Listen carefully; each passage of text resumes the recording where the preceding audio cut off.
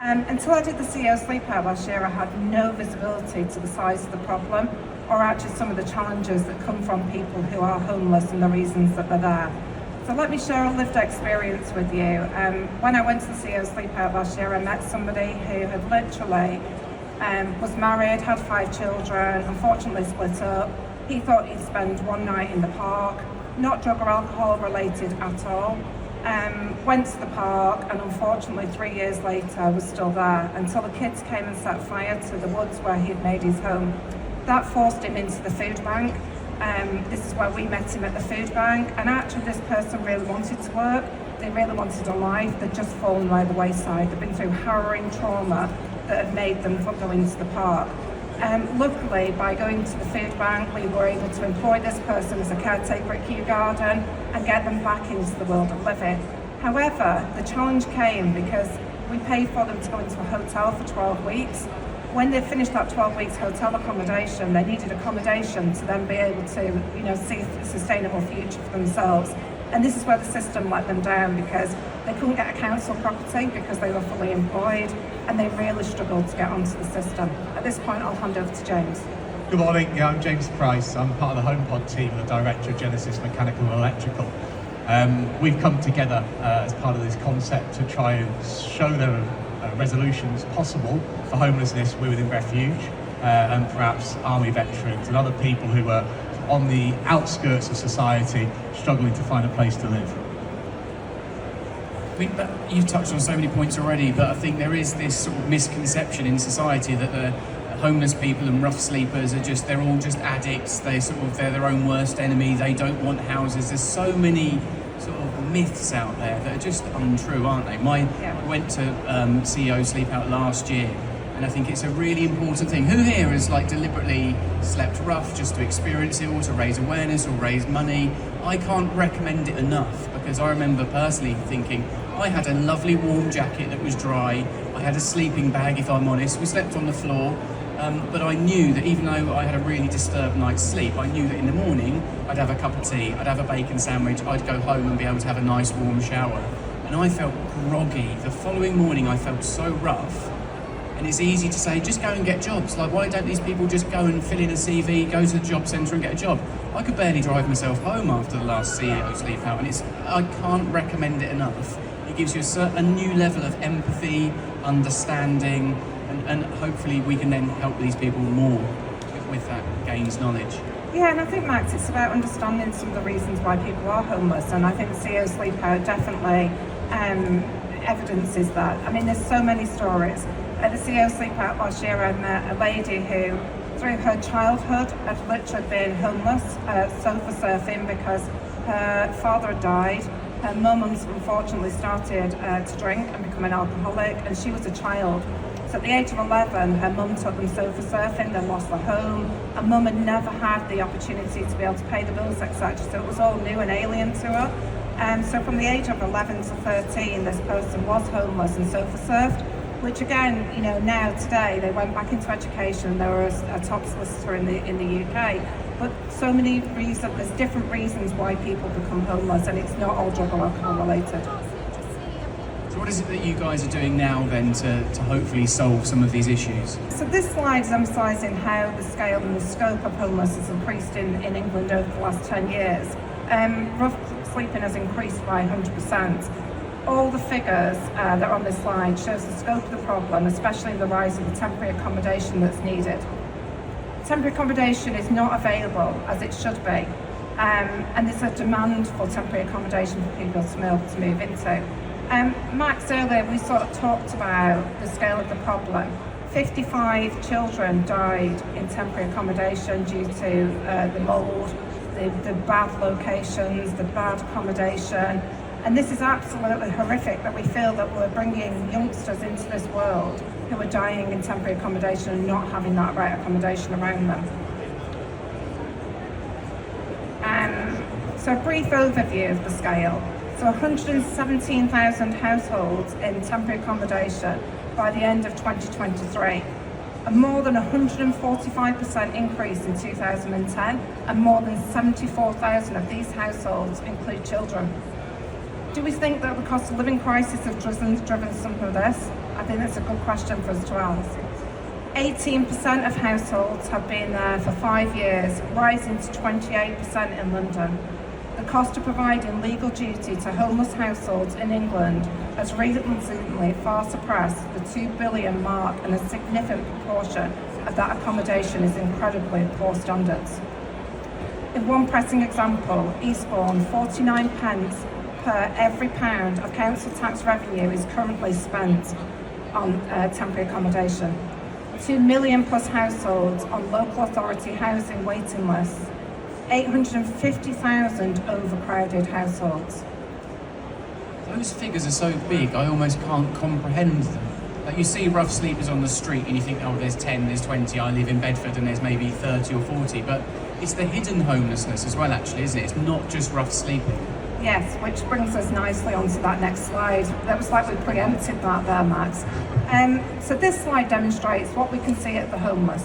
The top of the iceberg is what we see. So this is as we're walking down the streets, this is what we have visibility on. The rough sleepers, the soup kitchens that people talk about, it's only the tip of the iceberg. Under the tip of the iceberg, there's the hidden homeless, which we don't know about, which is not raised to us on a day-to-day basis. Housing justice. Housing Justice do a street count every quarter in London, and this does not include the hidden homeless. Sofa surfers, staying with friends, sofa surfers, temp accommodation, sleeping in sheds and squats, derelict housing, etc. These are lots of reasons someone can experience homeless. We're only 1 month's salary away from being homeless ourselves. It's true, isn't it? I think traditionally 20 years ago, people had a nest egg, they had savings, they had some security, they maybe had a job for life as well. Now, we're one pay packet away, or was it 1 or 3, did you say? Well, it says 1 here, but actually when you think about reality, if you lose your job today, you are 3 months before that the mortgage provider's coming to knock on that door to ask you to repossess the property. So in a month, you also, you've lost your salary. You're now having to prioritise what you can afford and what you can't afford. So is it your electricity bill, is it your gas bill? 3 months' time, the mortgage provider, like I said, is coming knocking on the door, and therefore you're now looking for somewhere else to live. That can happen to anybody at any time. If you get ill health or you separate from your partner, there's so many reasons it can happen, aren't there? Yes, absolutely. So, Britain has the far highest rate of homelessness in the developed world. Rising need for temporary accommodation standards are not always met by temporary accommodation. And I think, again, when we talk about the figures, that is just so alarming that in European countries that we are at the highest of that. Does that surprise anybody? Shocking, isn't it? Embarrassing almost. Yeah. I don't know if we want to do any questions around this slide before we move on to the concept. Does anyone have any questions so far? Why, can I be slightly nosy and ask about Belgium? Because that seems to be a problem for them, the sleeping on the street, or do we not know about that? So I think other countries have different mechanisms and systems to support the homeless, and they have different benefit systems and different government infrastructure. So I think when you look at the slide here, it shows that the lack of support probably from the government within the UK. And we really need to start to address this problem right at the grassroots and start to be able to provide temporary accommodation, to provide a pathway to people to be able to get back to work, to get back into a larger living environment and provide sustainable futures. So I'll hand over to James. Thanks, Sarah.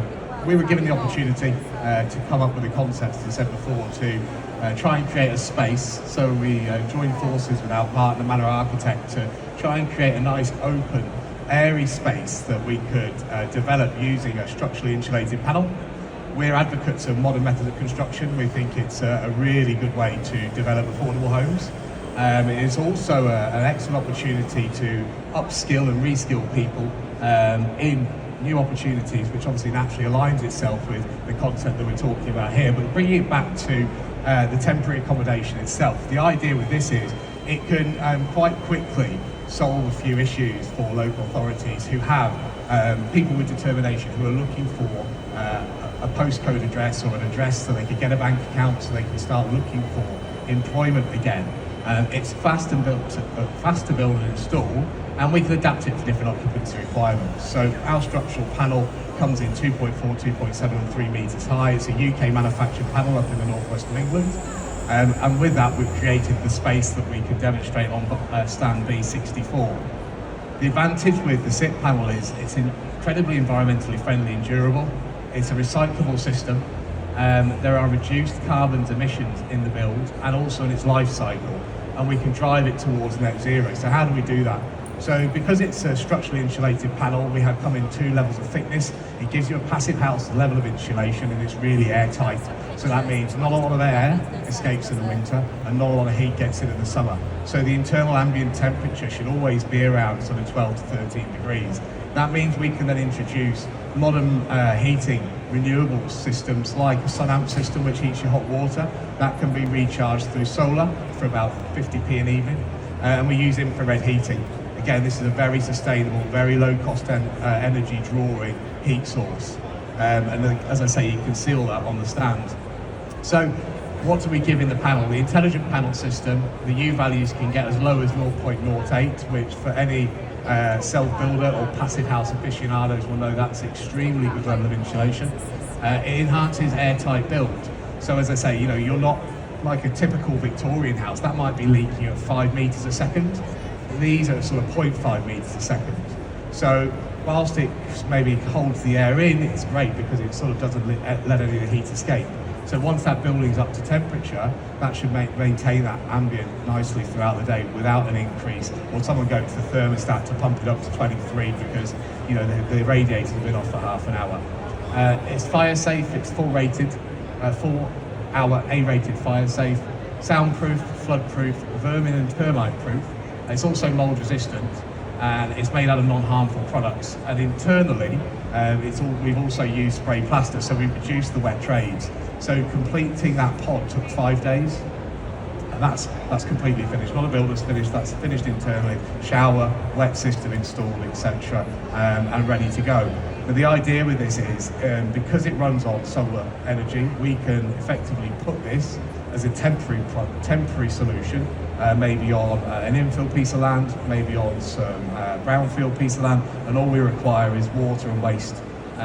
We have solutions for that as well. If you don't mind me saying, this sounds like the spec sheet of a grand designs build. We've had architects on here talking about £1 million builds, and these are all the specs. But you've managed to create all of that high level of quality of life. Thank you. In a tiny home that's suitable for temporary accommodation for somebody who's been on the streets. I think the UK construction industry is in an interesting place at the moment because you have the traditional methods and they have a multitude of fast, affordable, potentially modern methods of construction, which might be steel frame, they might be timber, or they might be a structurally insulated panel in the way that we use. As I say, the reason why we like this is because of the reduced and the change of the trade package. We're not looking for lots of brickies to come and put a brick up outside. You can do that as a tiler's package, it's adhesive, and then we put our slip bricks on the outside, which are very effective and quick in terms of their installation. So interesting, isn't it? You've got a lovely wooden and insulated panel, but then you still make it look slightly traditional. Is that so that it doesn't feel scary? It feels familiar. It feels familiar.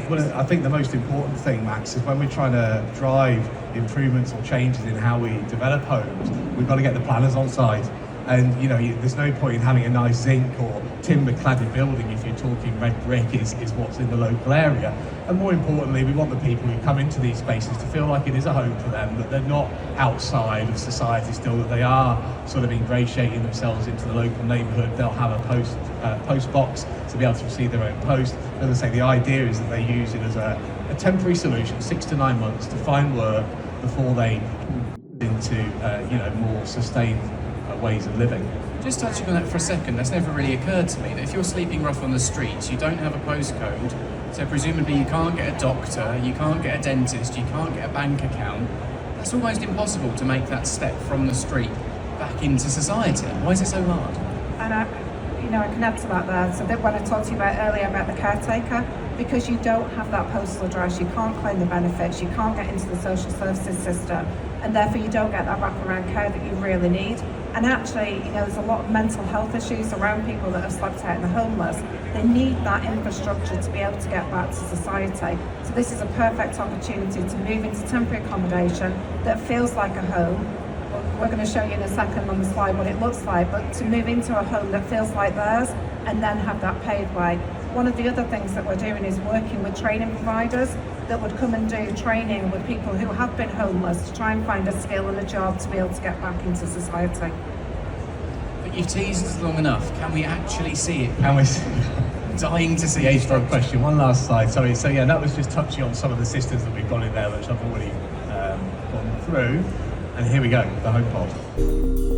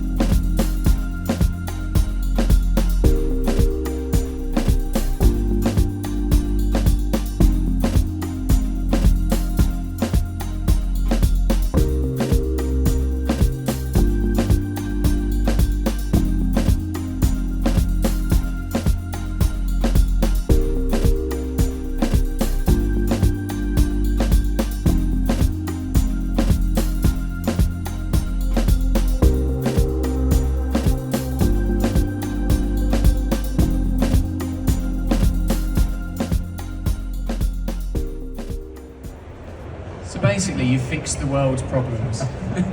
How can we make this a reality? Or is it a reality? It is a reality, Max, to some extent, that the answer is there and it's an affordable solution. Unfortunately, we need a number of different factors or parties to come together. So we need the support from the local authorities in terms of access to land. We need to work with charities to identify the right use cases for the buildings as well. And then we need to find a way to fund some of the bills. It could be seen as a return on investment potentially, because there are single occupancy allowances that the councils get per week, and you could potentially use private equity or something like that to fund the bills, and use the single occupancy allowances, that return on that investment. But as I say, you're talking 4 strings there coming together to provide that answer. Some forward thinking, because also if you're taking somebody off the street, it's currently a cost potentially to society. Once they get back into employment, they start paying taxes, they're going to then not cost us anything, they're going to generate revenue. Absolutely. And I think the other part to mention here is you can have the village, so you could have a HomePod village, but actually you could kit out one of the interiors with a laundrette, you could have hairdressers, you could have a doctor, you could have a dentist. So you could create a village working with councils or working with businesses. So a business could sponsor an actual village and create that and be able to support the whole social value into the community. And I think from a design point of view, I'd love to live in somewhere like that. It doesn't feel like a second-rate existence, does it? It doesn't feel like a stepping stone. Quite an aspirational space to live, with a desk somewhere to fill out forms and become reintegrated. We want people to feel independent, that they've got to get their confidence back.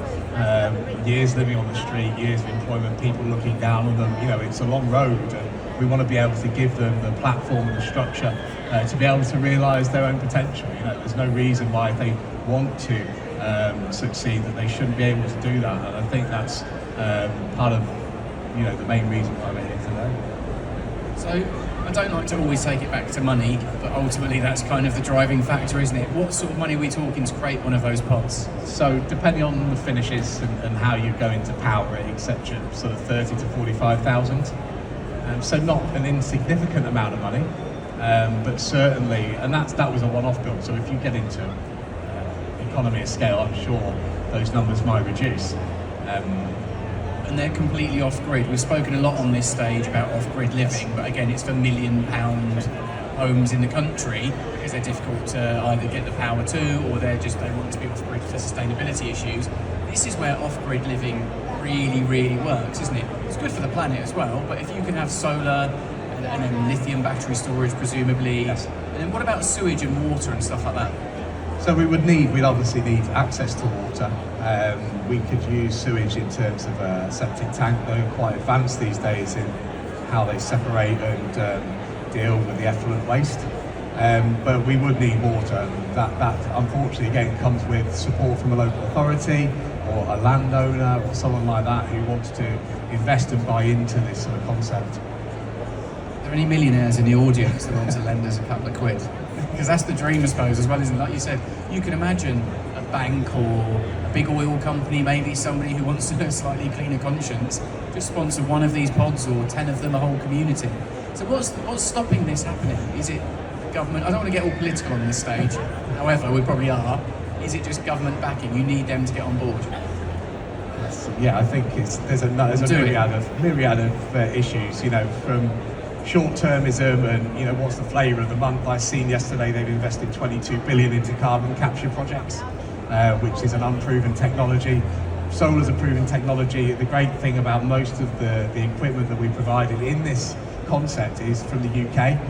We're a country that don't have a lot of money at the moment, so investing in UK manufacturing to increase our GDP, to increase job and opportunities within the UK economy and not be reliant on financial services and things like that as our GDP will put us in a much stronger place. But to get back to answering the question, what do we need?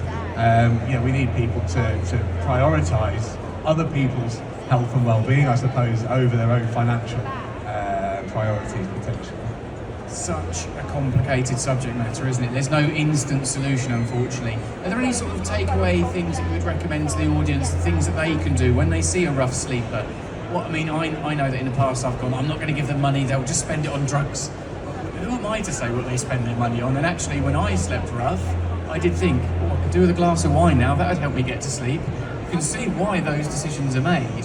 What other top tips, what can we do? Do they just want us to sit down and have a chat? What's the best thing? It's exactly that, Max. So from my experience being on the CEO Sleep Power, one of the big things that came across is actually just having a conversation with somebody that's homeless, because actually they are withdrawn from society. It's very rare that they would have an educated conversation with somebody that was walking down the street. And actually just by sort of saying to somebody, how are you, how's your day?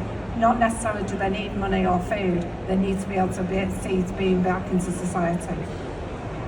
Another thing I think which is hopefully a bit of a misconception is that they're all just beggars. Now I'm sure there are a number of people who are pretending to be homeless in order to make money, but what can we do to protect ourselves and make sure the money goes to the right places?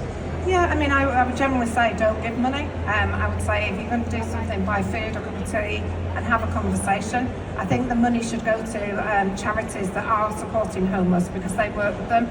So Barnabas in Manchester is a charity that is a soup kitchen. The homeless can walk into, they can get a good meal and they can have that conversation in a warm environment. So I'd say if you're going to give money, give it to a homeless charity that can support the infrastructure. And what's next for HomePod? We have spoken to some corporate partners potentially or potential partners, but I think ultimately what we're looking to do is try and open that conversation up. There have been other schemes like this across the UK, but it's not widespread enough, and ultimately the system needs to support itself. So having low running costs, having the light airy spaces, and getting those first 10 built and seeded would be a great year for us. It feels like the timing is perfect, partly because unfortunately homelessness is at an all-time high, partly the technology is there. 10 years ago we didn't have advanced solar, lithium storage, decent rainwater harvesting, all of the things that have got LED lighting presumably, all of these technologies have come together. SIPS panels, they're fantastic, I built with them recently, so if you don't know what a SIPS panel is, it's just, well, forgive me if I'm simplifying this too much, but it's a piece of wood with a load of insulation and another piece of wood. So the different types of SIP panels, ours is actually magnesium oxide boards, so it's extremely fire resistant, extremely tough and durable, and then we have two levels of insulation, so we have a 150 and a 175. and then we laminate the insulation with the panels basically. They come in big sheets, so rather than having a timber frame, stuffing the insulation in and doing it manually, that you can almost like build them in a factory. So this is one of the other things that we're looking to develop, I suppose, is a training and apprenticeship opportunity for people who perhaps have that type of skill. So it is a joiner's package with semi-skilled labour. It is a tiler's package for the slip bricks externally. So those are trades that could be easily taught over a period of time. So would that be the dream, actually, to get people who have slept on the streets, who have been rough sleepers, to get them into accommodation, to then skill them up? They can then help. If that's what they want to do, we want them to be their own person, but we want to be able to give them opportunities to put their hands up. And I think, in UK construction there are very low take-ups in the colleges anyway at the moment for people who want to do building services and things like that, which is, sort of stuff that excites me, designing renewable systems and that sort of stuff. It's not necessarily, sites aren't necessarily dirty places to work, and that's something else that you get an advantage using the SIP panels is there's not a lot of construction dust, there's not a lot of mess. It's a very clean process, but certainly a lot cleaner than traditional brick and mortar. Again, you can build in a factory, off-site, deliver to site, and then within a day, it kind of just... So 5 days was the total build for the pod, maybe a day and a half doing the boards. We've just finished 30 flats in Warrington using this board. We were doing this 7 flats a floor. We were doing a floor every 2 weeks. It strikes me that the council just need to get their finger out, really. Are there any councillors who we can bully? No, probably not. My brother's a councillor. I'm going to have a word with him. I'm going to give him his email address. Thank you. We can bully him together. And I know that firsthand, so I, a few years ago, got arrested, which you shouldn't probably say on stage. But Professor Green, the rapper, he posted that Bournemouth Council they had benches all through Bournemouth when I went to university there, and Bournemouth Borough Council had put a big metal bar going right down the middle, and they said it was to help old people get up. I went, no, it's not.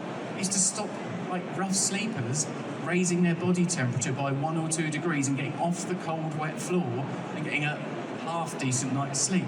So Professor Green went, right, let's go down there. Do you know the rapper, he's got Lucky on his neck? I don't even listen to his music, so I drove down there to meet Professor Green. I'm all nervous and giddy, listening to his album to make sure I knew what I was talking about. I ended up just humming it in front of him, which was even more embarrassing. And what I realised happened was, he said, let's do this together.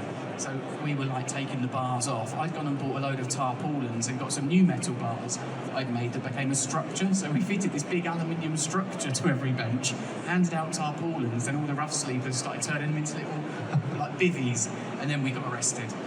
And the Daily Mail didn't like us very much. But I couldn't believe the council's attitude. They spent $3.5 grand on getting rough sleeping and hiding it. I thought that money could have been used to do something really positive. You think, rough sleeping is ugly. We can all accept that. We don't want to look at it, do we? It makes us feel awkward and we don't know what to do. But don't just shun them and get them out of your town centre where you want to just make money and take pretty photographs and pretend it doesn't exist. Use that money wisely to do something like you're talking about. You don't get arrested, kids. That's bad. I think there's also many other uses as well. So there's 230 women's refuges in the UK. When a woman flees domestic abuse with their child, they're tailored to the clothes they're stood up in and the children's clothes. There is a need for temporary accommodation for people who need to go into refuge. The women's refuge are at capacity. This would be a perfect opportunity to be able to go into a women's refuge in Greenfield land and be able to provide temporary accommodation until a house becomes available for somebody who has fled domestic abuse. So again, there's plenty of other uses for this, student accommodation. The list is endless of where you could go with it. I was speaking to my council recently about this matter, and they said if I became homeless, being a single guy, then I wouldn't get accommodation for years, not weeks or months. I'd have to prove that I've slept rough for over a year to even be on a list to get some temporary accommodation. Because at the moment, we're just putting people in houses in substandard conditions where they're damp and dangerous. This is such a no-brainer. Yeah, I mean, if we go back, 55 children died in temporary accommodation because of the poor infrastructure that was there for them. I mean, if that's not a message to do something, then what isn't? We need to do something, don't we? We do. We'd welcome you to come and see our pod, though, and it's on Stand B64. So we have a pod with us here today. It's not got the fit out that you've seen on the screen, but come and have a nosy, come and have a look. We believe it's really homely because that's what we really want for somebody else to be able to see, that they can move into somewhere that feels like home and then start them on that journey to get back to a career. Unbelievable. There's lots of people nodding, saying, yes, this is it, this is the solution, let's make it happen. Any questions? We've got a microphone for you, sir. Don't worry, Lucy's winging her way over. It's just a huge surprise. You've told me that my council tax, I pay £320 a month, at least 100 to 150 is being spent every month on temporary accommodation. That's a no-brainer. You can buy your pods. How do you link the two? I will spend £150 on a pod. It just seems stupid. It really does. Choose how to spend your tax. It would blatantly be this, not on some substandard environment for children to be poorly in. And how do you lobby with us? So how do you join us on that journey to make the change? Because actually all of us as council taxpayers sit here with the right to be able to say what we want our money to be spent on. So we would welcome that. That's what we need. We need to be able to tell the government how we want them to spend our money. Yeah. Yep. We're going to get arrested again, aren't we? That's what's going to happen. It sounds like it, doesn't it? Contact details though. Rob, at the back we've got some cards here. For you to be able to contact us, please come and take a card here. It's got our email details on, etc. No questions are daft question. We really want help, support, feedback from any of you. We don't know all the answers, so some of you might out here do. So please help us on this journey. It feels like that's what we need to do. We need to start that conversation. We need to be as one There you go. together, telling the government this is what we want. Shall I come out and hand some out while you're here now? There you go. I don't usually encourage this, but I think this is the business we do need to encourage. Thank you. Are there any other questions while we're handing out business cards? I think after this talk, we should all make our way over to see your pod. Are we allowed? Yes, please come over to see Can the you point to pod. where it is? We are right next door to the Ring doorbell, which is just, I think, sorry, I'm so behind my left-hand shoulder. Who's up for that? Shall we have an excursion off the stage and we'll go and have a look at this pod? Yes, let's go and do it. In the meantime, I think this deserves the biggest round of applause at Grand Design's Live, everybody. Thank you.